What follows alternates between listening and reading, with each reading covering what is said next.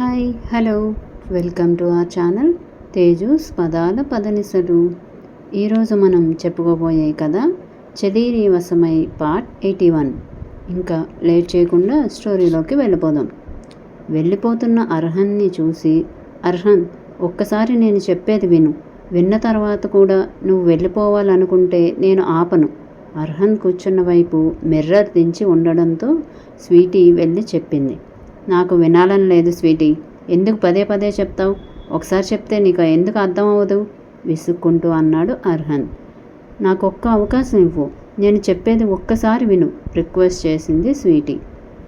చందు, ఇక్కడ సీన్ చేయడం బాగోదు, తను వెళ్ళేలాగా లేదు, ఒకసారి లోపలికి వచ్చి చెప్పమను. శారద కూడా చెప్పటంతో ఇష్టం లేకపోయినా రమ్మన్నాడు. స్వీటీ వెళ్ళి వెనుక శారద పక్కన కూర్చుంది. అర్హన్, అమ్మమ్మ నీ విషయంలో ఏదైతే చేస్తుందో అది కావాలని చెయ్యలేదు. అమ్మమ్మ మన దగ్గర ఏదో విషయాన్ని దాస్తుంది, అది కూడా నీకు సంబంధించిన విషయమే అని ముందు రోజు వాళ్ళు ఆశ్రమానికి వెళ్ళిన విషయం గురించి, అక్కడ రాజేశ్వరీదేవి ప్రవర్తన గురించి చెప్పింది స్వీటీ. సో వాట్, నా గురించి చేసిన ఒక ఆడపిల్ల జీవితాన్ని నాశనం చేయడానికి చూస్తుంది. ఇప్పటికీ కూడా తన ఆలోచన మారలేదు, తను అక్కడే ఆగిపోయింది. ఈ సోదంతా చెప్పి నా మనసు మార్చాలనుకుంటున్నావా? కఠినంగా అడిగాడు అర్హన్. కాదు అర్హన్, అసలు అమ్మమ్మ ఎందుకు అలా చేయాల్సి వచ్చిందో కారణం తెలుసుకుంటారని చెప్పాను. జరిగిన విషయం పక్కన పెడితే అమ్మమ్మ నీ విషయంలో ఎలా ఉందో నీకు తెలుసు.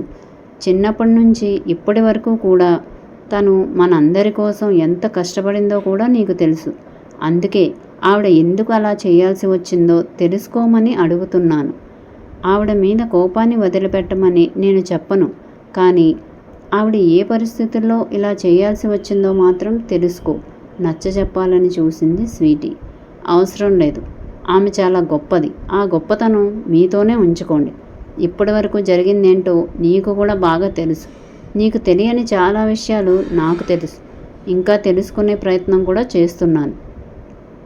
అన్నీ తెలుసుకున్నాక అప్పుడు మాట్లాడతాను. అప్పటి వరకు నేనేం మాట్లాడను. నువ్వు చెప్పాల్సింది అయిపోతే ఇక్కడి నుండి వెళ్ళొచ్చు, నిర్దాక్షిణ్యంగా అన్నాడు.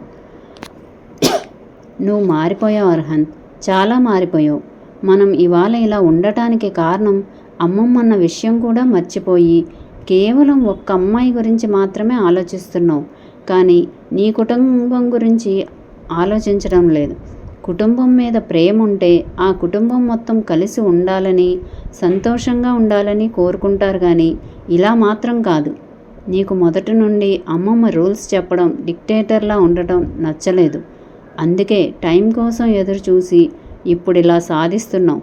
నీ స్వార్థం కోసం నువ్వు ఆలోచిస్తున్నావు, దానికి అమ్మాయి జీవితం అని పైకప్పు పూస్తున్నావు, అంతే కదా? ఈసారి కోపంగా అడిగింది స్వీటీ. అవును, నేను స్వార్థపరుణ్ణి, అందుకే అవకాశం ఉపయోగించుకుంటున్నా. కానీ నేను ఆవిడ ఆస్తిలో కానీ వైభవంలో కానీ చిల్లి గవ్వ కూడా ఆశించడం లేదు. ఇక మీదట ఆశించను కూడా. నా స్వార్థం నేను చూసుకుంటున్నాను. నేను, నా భార్య, మా అమ్మ, ఇది మాత్రమే నా కుటుంబం. చాలా, ఇంకేమన్నా చెప్పాలా అని అన్నాడు. ఛీ, నువ్విలా కూడా మాట్లాడగలవు అని నేను అనుకోలేదు.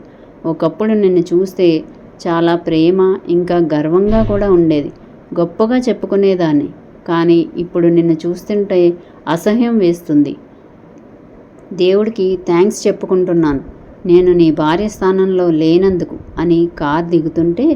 మీ అమ్మమ్మకి చెప్పు థ్యాంక్స్, నీకు ఆ స్థానం కల్పించకుండా చేసింది మీ అమ్మమ్మే కదా అన్నాడు. అసహ్యంగా ఒక చూపు చూసి వెళ్ళిపోయింది స్వీటీ. మీకు నచ్చినట్టయితే లైక్ చేయండి, కామెంట్ చేయండి, సబ్స్క్రైబ్ చేయండి, బెల్ కొట్టండి.